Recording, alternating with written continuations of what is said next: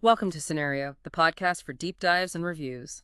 So today we're diving into something that, well, touches all of us. Happiness. We often chase it, maybe idealize it, but what's the real secret? Have you ever thought it might be an active choice? Something you do, not just, something you feel.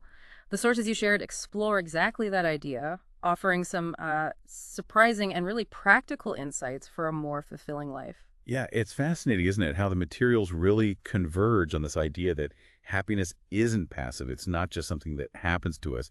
It seems to be more of a result of, well, deliberate actions and priorities. We can dig into how that perspective could really shift our day-to-day approach. Definitely. And one of the main sources is that TEDx talk by Tia Graham, The Simple Secret of Being Happier. A really key moment for her, a turning point actually, was watching her dad. After a tough time, the divorce, he made a conscious decision. He chose to be happy. Remember that part? I do. It's quite striking. Yeah, he started doing things he loved again, listening to upbeat music. He changed careers, spent time outdoors with friends.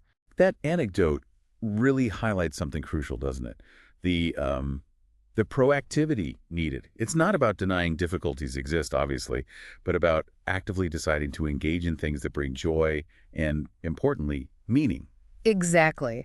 And building on that, Tia Graham lays out 4 happiness choices, backed by science too. Let's maybe walk through them and see how they could actually, apply to life. First up, quality time with friends and family.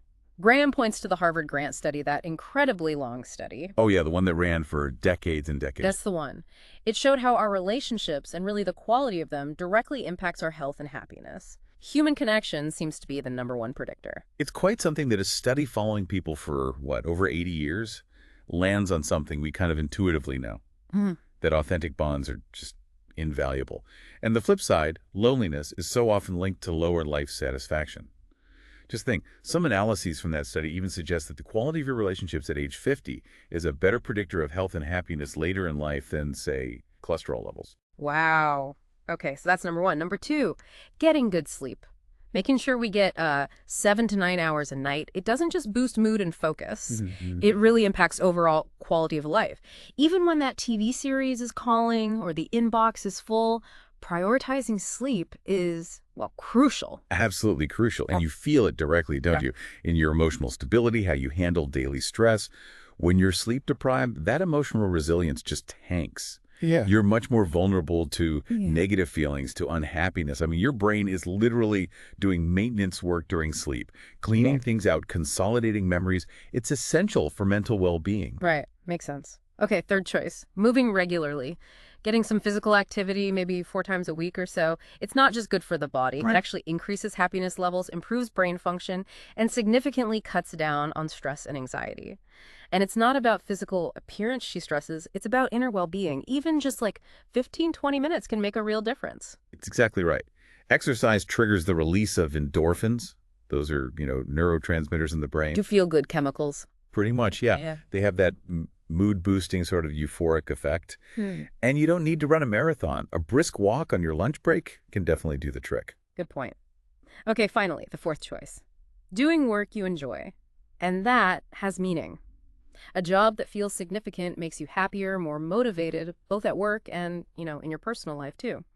And even if changing jobs isn't feasible right now, finding ways to help others or connect to a sense of purpose within your current role can make it more rewarding. And it's important to remember that meaning in work is really subjective, isn't it?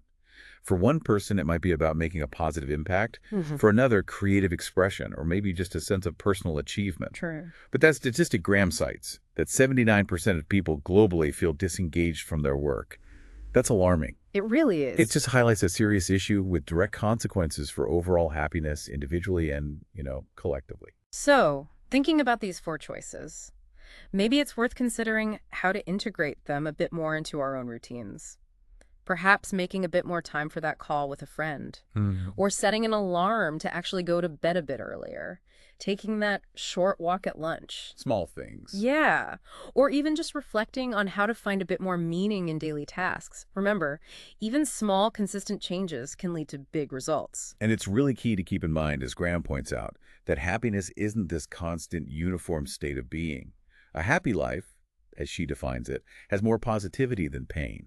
It has meaning and purpose, and it includes a variety of experiences that enrich us psychologically. Right. It's not about chasing constant euphoria, but building a life with overall a positive emotional balance and a sense of direction. That leads to another crucial point. She mentioned the brain's negativity bias. Ah, We yes. naturally tend to focus more on and give more weight to the negative stuff, don't we? We do. It's a survival thing probably from way back when. So that means we have to actively, consciously work at cultivating positivity and optimism. We need to choose activities that bring us joy. Exactly. That default setting requires conscious effort to counterbalance.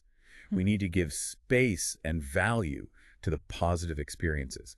And choosing to make time for what you genuinely enjoy is a really concrete, effective way to push back against that natural tendency. So ultimately, the simple secret, Graham reveals, is really just that.